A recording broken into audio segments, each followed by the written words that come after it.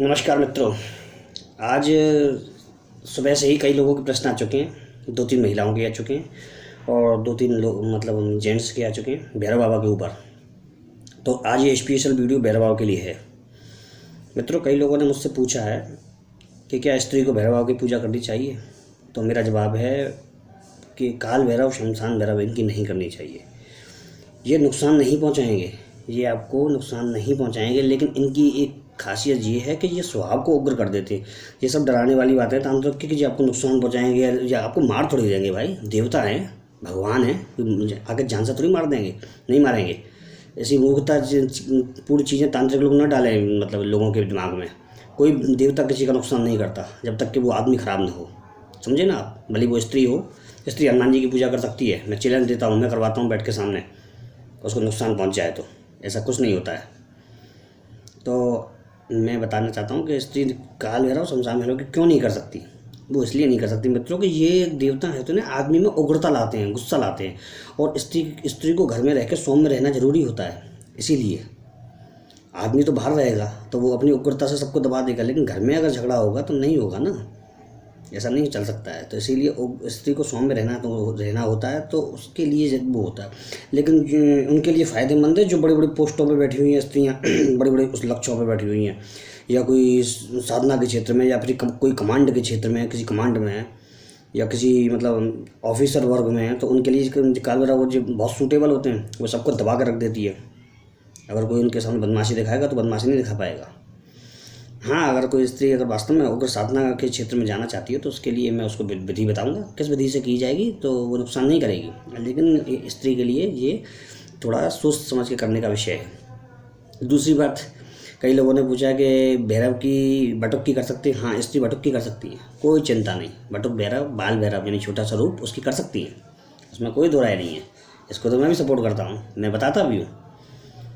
और स्त्री बटक की कर सकती हैं और ये फलदायक भी रहेगी उनके लिए, क्योंकि बाल रूप है, बच्चों की सेवा स्त्री के लिए बनाई गई है, तो वो कर लेंगे इसको। ठीक है मित्रों, ये आपका एक समाधान हो गया। दूसरा ये कि हर किसी को मतलब काल भैरव और शमशान भैरव की पूजा नहीं करनी चाहिए जब तक कि उसने हनुमान जी और शिव जी का मंत्र पहले नहीं किया हो। ये दोनों ही देवता इनको थोड़ा ठंडा रखते हैं, बाकी कोई देवता नहीं है। शिव के रुद्र से शिव के रुधिर से, रक्त से प्रकट हुए हैं भैरव। और जो रक्त से प्रकट होगा वो कितना होगा। रक्त के 2 भाग हो गए थे, 2 भाग में एक बटुक भैरव यानी बाल भैरव, और एक ये हुआ था काल भैरव। बाल और काल दोनों अलग अलग, एक बालक रूप था और एक पूरा मतलब युवा रूप, खतरनाक रूप जिसको कहते हैं, उग्र वो रूप था। ठीक है ना। और अब मैं आपको दूसरी चीज़ बताता हूँ। ब्रह्मा विष्णु महेश की शक्ति का सामंजस्य मिला रूप है भैरव, समझ गए ना। तो कितना खतरनाक होगा। और भैरव बाबा का मतलब काल भैरव बाबा का एक मंत्र देता हूँ आपको, सिंपल एक सौम्य मंत्र है। और वैसे ये मंत्र बहुत उग्र भी है, मगर पापियों को ख़त्म करने के लिए, राक्षसों का अंत करने के लिए भैरव का जन्म हुआ था। तो राक्षसों का अंत करने वाला कैसा होगा आप भी जान सकते हैं। अगर हमारे सामने समझ लो महाबली, हमारे भारत का महाबली खली आके खड़ा हो जाए किसी के सामने और पूरी ताकत से चल रहा है, तो समझ लीजिए उस आदमी के वैसे ही सब कुछ निकल जाएगा। तो जब एक मामूली मतलब इंसान का एक आदमी के सामने आने पे, चिल्लाने पे और मारने पे, दौड़ने पे मतलब हवा ख़राब हो जाएगी, तो वो तो एक देवता है, वो भी खतरनाक। तो उसकी आने से तो जन क्या क्या हो जाएगा। हो सकता है हार्ट अटैक से मर जाए आदमी, पूरे रूप में आ जाए सामने। ये मैं डरा नहीं रहा हूँ, ये सच्चाई है। अभी ये अघोरी लोग, ये उल्टे सीधे तांत्रिक लोग और पंडित लोग जो वो करते हैं ना, दिखाते हैं ना, हमने यो की, कोई नहीं कर पाता, आसान नहीं होती है। और कोई इतना जानकार भी नहीं होता है इस विषय में कि आके बैठ जाए एकदम से और कर ले लग जाए। हमें भी 22 साल हो गए करते हुए, तब जाके अनुभव उनकी ताकतें देखी हैं हमने, हम महसूस की हैं। कोई ये नहीं कि एक दिन में गए और 1-2 दिन साधना करी और महीनों सालों बीत जाते हैं, जब जाके अनुभव आते हैं। भैरव, और एक वही बात और ध्यान रखना, कई नाटक करते हैं कई लोग कि उसके शरीर में भैरव आते, कभी किसी के शरीर में भैरव नहीं आता। भैरव आने का शरीर मतलब है कि गर्मी पैदा होकर के उसका शरीर फट के ख़त्म हो जाएगा अंदर से। 2-3 जगह मैंने सुना है कि भैरव आए थे, 3 दिन में आदमी मर गया था, गर्मी खा करके, कोई नहीं बचा पाया था उसको। राहु अगर ख़राब हो जाए, अगर आपका राहु ख़राब हो जाए तो भैरव की पूजा कीजिए, राहु भाग जाएगा छोड़ करके सारे ग्रह नक्षत्र, सीधा काम करेगा राहु बिल्कुल। और पूछेगा आपसे कि भैया तेरे लिए क्या करूं बता, ये भैरव की खासियत है, ये मैंने कई जगह आजमाया है। राहु अगर खराब हो जाए तो भैरव को लगा दो, भैया भैरव काम पे लग जाओ, राहु अपना काम छोड़ देगा, खराब फल देना। तो इसलिए राहु के लिए किए।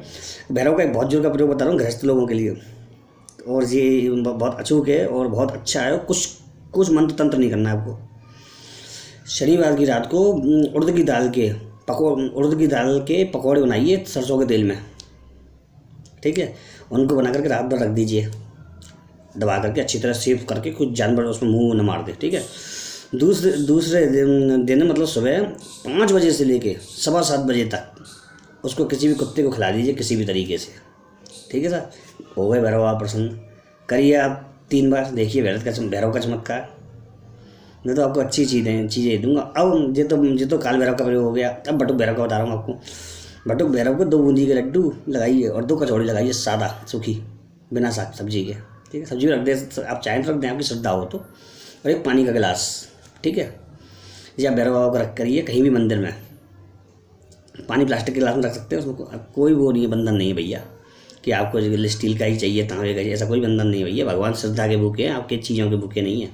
भगवान को उसमें से कुछ भी नहीं खाना है, भगवान को उसमें से एक तिनका लेना है खाली, वो भी अंश मात्र, समझ गए ना। तो और उनका मंत्र ये है बटुक भैरव का, बाल भैरव का हमारे, ओम बटुक भैरवाय नमः, ओम बटुक भैरवाय नमः। अब मैंने आपको काल भैरव का मंत्र बताया नहीं बताया, तो आप उसको भी नोट कर लीजिए। वीडियो को 2-3 बार सुन कीजिएगा, क्योंकि मेरे पास इतना समय नहीं रहता है कि मैं ज़्यादा समझा पाऊँ, लेकिन मैं आपके लिए समय निकालता हूँ मित्रों, क्योंकि आप लोग जब इतना मुझे प्यार देते हो तो मुझे मेरा ही फ़र्ज़ बनता है कि मैं आपके लिए समय दूँ। मैं आपको गलत गाइडेंस नहीं दूँगा, चिंता मत करना, क्योंकि मुझे कुछ आपसे खींचना नहीं है।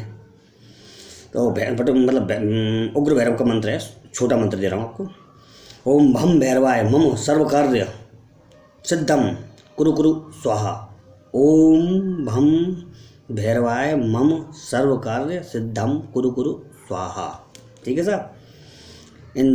इस वाले की जो कुरु कुरु स्वाहा वाला जो लास्ट में है, जो इसकी होगी 3 माला, और जो बटुक भैरव का है उसकी होगी 11 माला।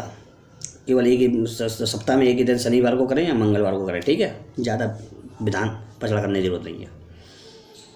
और भैया अब जो भी आप प्रश्न पूछोगे उसके हिसाब से अगली वीडियो आएगी आपकी। अब आपके क्या प्रश्न है ये मुझे मालूम नहीं, अब अपनी वीडियो आप वो कर सकते हैं। अच्छा एक बात और बताऊं, कई लोगों ने मुझसे कहा है कि हम फलाने मतलब सिद्ध स्थान पर गए थे, या फलाने कामाख्या टेम्पल या ये टेम्पल गए थे, मतलब बगलामुखी दतिया, तो वहाँ पे बाबा मिले थे, उन्होंने हमें मंत्र दिए थे, बहुत बढ़िया बाबा थे। ऐसा कुछ नहीं है मित्रों। अगर मंदिर के बाहर कोई बैठा हुआ है या अगर मंदिर में कोई बैठा हुआ है, ज़रूरी नहीं वो बहुत बड़ा सिद्ध हो, कोई ज़रूरी नहीं है। हो सकता है वो काप से कमाने के लिए बैठा हो, मैं तो साफ स्पष्ट कहता हूँ। मंदिर कोई मतलब ऐसी चीज़ नहीं कि जहाँ केवल सिद्धि आए, वहाँ पे ढोंगी भी आते हैं, क्योंकि भगवान के नियम में सब बराबर है, तो वो भी आ जाते हैं वहाँ पर भगवान के जरिए खींचने के लिए, ठीक है ना।